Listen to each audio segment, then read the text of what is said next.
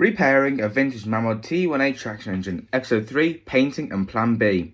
This clip here shows the engine on its first run after I bought it, and obviously there's no sound here, but if you watch the video back, which is episode 1, you'll hear it's very bad. Now the original plan was to make it look like this engine, which I drove in Massam, but this is going to be quite hard to do. So just for now, I'm going to restore the engine to look like an original TE1a model from Mamod.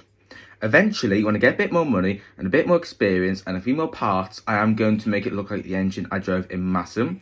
But before that, I've got a different project with a Mamod SE2. Well, you can see the engine on screen now, but which I will talk about that project at a different date.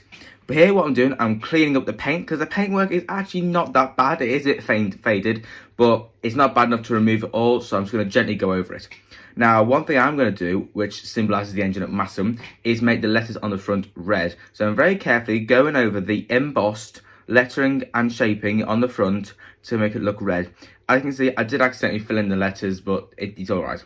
Here, I'll give the canopy a bit of a painting, and there's the finished product for this video. And then once I get some green paint, I will do the boiler and the engine frame, but watch this space for that because they haven't arrived yet. So, thanks for watching with this little update about the project. Do keep watching, and we'll see what happens next.